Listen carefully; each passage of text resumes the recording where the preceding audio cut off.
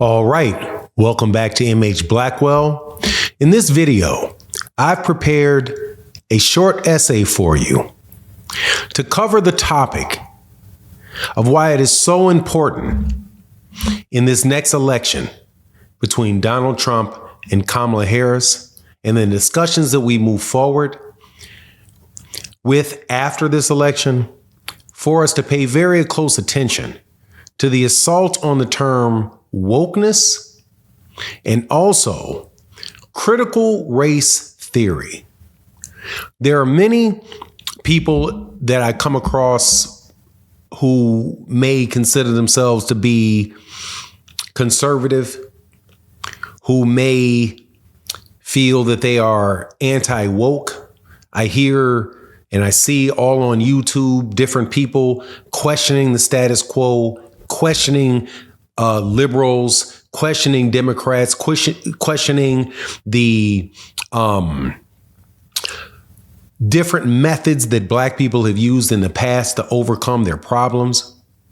But if there is one thing that we know for sure, not knowing the truth is never a good thing for people who are trying to find their way out of a mess. And while I understand tax related issues, I can understand abortion, I can understand all kind of other issues related to the conservative cause that can be attractive for Black people in America. I can understand immigration. But one thing that I cannot stand, nor can I tolerate, and I think comes from a complete area of ignorance, is the attack on the idea that descendants of Black slaves, members of the African diaspora, do not need to understand what the real history is for them from their point of view. So in order to do that, I've prepared an essay that combines the thought processes and approaches of several of the most prominent Black academics of the 1980s, 90s, all the way back to the 1950s that led up to this thing called wokeness, that led up to this thing called critical race theory, that was born out of African American studies, which was born out of a need to redefine the worldview that we accept for ourselves and change it into one that we believe will prosper and allow us to prosper and to improve our individual and societal limitations so that we can be productive human beings individually and as a group. But again, we can't do that if we got a bunch of wannabe Donald Trumps running around trying to co-sign people that would keep us ignorant and blind. So with that, please listen to the essay that I constructed. I have to admit that my niece, who's a much better writer than me, helped with some of the language, so we cleaned it up a little bit. I'm also not the best writer in the world, but I think that you'll get the point, and I think you'll be satisfactorily educated at the end of it.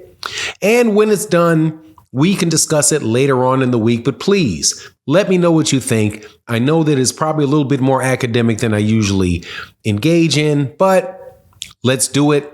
Let me know what you think after you listen to the essay. There's a certain kind of arrogance in the way history is told in our schools and in our media. A kind of self-satisfied lie that fills the mind and the heart with the falsehood that the world has always been this way, and that it was meant to be this way, and most dangerously, that there is no way out of it. But this isn't true, and it has never been. And if you listen close, you will hear the voices of those who knew better, who fought against it. Voices like Frantz Fanon, whose words carried the sharpness of a blade, meant to cut through the delusions of empire and race. Fanon taught us that colonialization was not merely an occupation of land. It was an occupation of the mind, the soul. The colonialized man, Fanon wrote, is an envious man. Envious not because he lacks material things, but because he is made to see himself as less than human. Colonialism has reduced him to a mere object, a subject only defined in opposition to the colonizer, the white supremacy's mirror. But to understand how we got here and understand why black bodies have been subjugated, dehumanized, criminalized, we must also look to those who planted the seeds of the racial hierarchy we still live under today. One such man is Francis Galton. Francis Galton is a name most people have never heard of, but they should have. He was the father of eugenics, a pseudoscience that claimed certain races were inherently superior to others. Galton's ideas found their eager acceptance across the Western world. He popularized the notion that not only could intelligence and ability be measured, but that certain races, namely white Europeans, were genetically destined to rule over others. He called this the science of improving stock, and in it, he found a justification for colonialism, a justification for slavery, and a justification for genocide. Galton did not just argue that black and brown people were inferior. He sought to institutionalize it. From his work sprung policies that sterilized women against their will, segregated schools, and incarcerated black men at rates that can only be described as genocidal. Today, this legacy lives on. For example, in the United States, black men are incarcerated at a rate 5 times that of white men. As of 2020, black men made up 33% of the U.S. population, while they account for only 6.5% of the general population. The prison industrial complex isn't a modern aberration. It's a continuation of the same racial hierarchy Francis Galton championed. Eugenics may have been debunked, but its poisonous roots are still intertwined in the structures of law, of economics, and of education. To unravel this, we must first decolonialize the mind. And to do that, we need a different kind of teacher. One who can show us the truth that Western history has long obscured. Sheikh Anta Diop was such a teacher. Born in Senegal, Diop dedicated his life to uncovering the real history of Africa, an Africa that wasn't a dark continent, awaiting to be civilized by Europeans, but the birthplace of human civilization itself. Diop's work exposed the lie of white supremacy and superiority by demonstrating that Egypt, the cradle of civilization, was African. His studies in anthropology, linguistics, and history revealed the complex and sophisticated cultures of black Africans that had been erased from history's books. The colonizer's greatest weapon, Diop once said, is the mind of the colonized. Diop's message is clear. If we are to dismantle the structures that hold us down, we must first understand our true history. not the one written by the colonizers, but the one that existed long before the ships arrived on our shores. Fanon understood that too. He knew that the true liberation within ourselves, we must shed the internalized oppression that tells us we are inferior. Fanon saw this up close as a psychiatrist. He treated Algerians who had been beaten down by the French colonial rule, not just physically, but mentally. His patients had been taught to hate themselves, to see their blackness as a curse. Fanon argued that this internalized racism was the greatest tool the colonizers had because it meant that the colonized would never truly revolt. They would be trapped in a cycle of self-hatred and inferiority. The colonized man finds his freedom in and through violence, Fanon wrote. But he wasn't talking about violence for the sake of violence. No. Fanon saw revolutionary violence as a means of reclaiming humanity. Colonialism reduced black people to mere objects. But in fighting back, the colonized could assert their existence, their agency, and their humanity. This is why Diop's work is so crucial.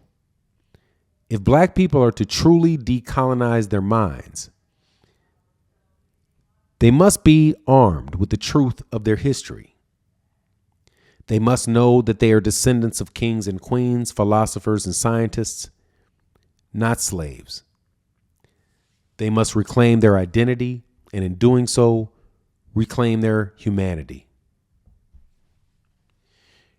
Neely Fuller Jr. took this understanding of systematic oppression even further. He outlined the various ways in which white supremacy operates across every aspect of society. What he calls the 9 areas of human activity: economics, education, entertainment, labor, law, politics, religion, sex, and war. In each of these areas, Fuller argued, the system of white supremacy works to maintain its domination. Let's take the law, for example. In 2021, black Americans were overrepresented in every aspect of the criminal justice system, from being stopped by police to being sentenced to larger prison terms. This isn't because black people are inherently more criminal, as Galton would have us believe. It is because the system is designed that way. Or look at education.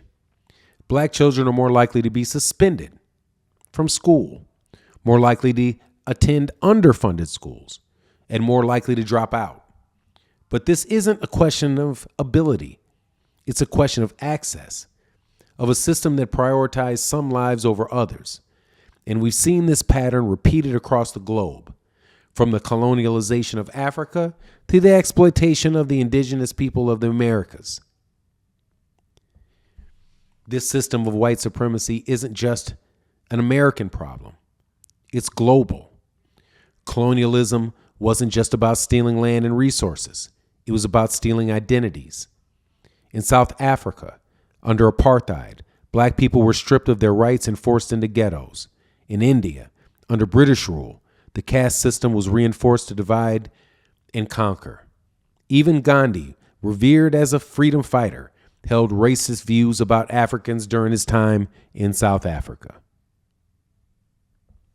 This system stretches across time and space, from the enslavement of Africans to the genocides of indigenous people. In the end, it's all part of the same story, the story that Galton helped write. A story that says some people are inherently superior and others are inherently inferior. But as Diop, Fanon, Wessling, Wilson, and Fuller have shown us, that's all a lie.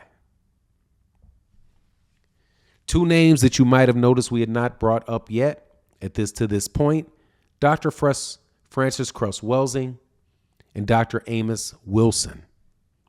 As we struggle with the brutal realities of white supremacy and colonialism, there are two more voices that must be added to the conversation.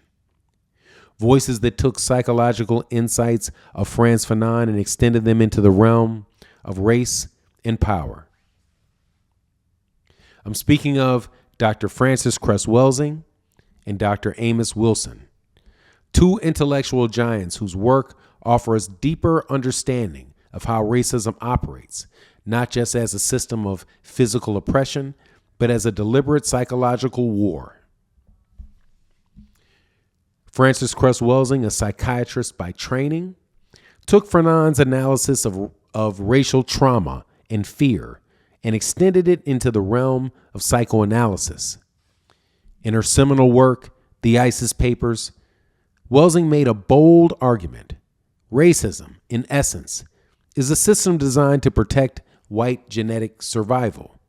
She proposed that white supremacy stems from a deep-seated fear of genetic annihilation and a fear rooted in the reality that people of African descent have genetic capacity to produce darker-skinned offspring. Welsing's theory suggests that this fear fuels the obsessive need to dominate, subjugate, and control black and brown people globally. In her words, white supremacy is not merely an ideology or a set of policies, but an unconscious reaction to the fear of extinction. She connected the dots between psychological anxiety and the global systems of oppression that keep black people at the bottom of the social ladder. Welsing's work also helped to explain why black communities are disproportionately targeted by the police, incarcerated at higher rates, and forced to live in conditions of perpetual poverty. She argued that these systems of control, from the school to prison pipeline to the overwhelming media portrayals of black criminality, are all ways to reinforce white supremacy and to preserve a social order built on fear. Dr. Welsing, much like Fanon, was keenly aware that the battle for black liberation wasn't just physical, it was psychological. If you do not understand white supremacy and what it is and how it works, she said, everything else you think you understand will only confuse you. Her work taught us that the key to breaking free from the system was not just political revolution, but psychological revolution, one that liberates the black mind from the internalized hatred seeded by white supremacy. Where Frances Cress Welsing exposed the roots of white supremacy, Dr. Amos Wilson focused on how black people can reclaim the power in a world designed to deny them agency. Wilson, a clinical psychologist and a social theorist, believed that understanding the psychological impact of white supremacy wasn't enough. We had to also understand the structures that keep it in place and devise a blueprint for dismantling them. In the Blueprint for Black Power, Wilson outlined a bold vision for black economic, political, and psychological empowerment. He saw white supremacy as a system that did not just operate on the body, but also deeply affected the black psyche. We must understand, he argued, that the European dominance over the world is not due to their inherent superiority, but due to their system of organization and the manipulation of resources, including human resources. Wilson argued that black people had been manipulated into a state of dependency, relying on white-controlled institutions for education, economic opportunity, and even definitions of success. He saw the rampant violence and crime in black communities not as inherent to black people, but as a system or a symptom of systematic oppression designed to stifle black potential. Much like Fanon, Wilson believed that true liberation required black people to redefine themselves, to throw off shackles of white definitions and of identity, and to build their own systems of power. For Wilson, the solution was clear. Black people must control their own institutions. Education must be decolonialized to reflect the realities of Black history and achievement. Black people must build their own economic systems rooted in the principle of cooperative economics to gain control over the resources they need to thrive. Wilson's work showed that psychological liberation is inseparable from political and economic revolution and systems of power.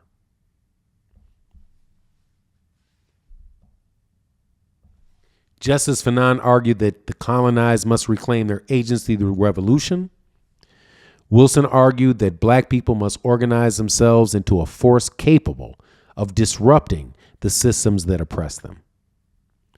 And it begins with education, not the education taught in schools that are designed to mislead, but the education that gives Black people the tools to see the world as it truly is and the power to change it. Frances Cress Welsing and Amos Wilson understood what Fanon understood, that the struggle for Black liberation is not just about changing laws or policies. It's about changing minds, changing the way we see ourselves, and changing the systems that have told us for centuries that we are less than human. Fanon once wrote, "Each generation must discover its mission, fulfill it, or portray it." Welsing and Wilson found their mission in exposing the psychological mechanisms of white supremacy and giving us the tools to dismantle it. Our mission now is to take up that torch to decolonialize our mind, to build our own systems of power, and to reclaim the dignity and humanity that was stolen from us. We must understand the world as it truly is, not as it has been presented to us. For only then can we change it.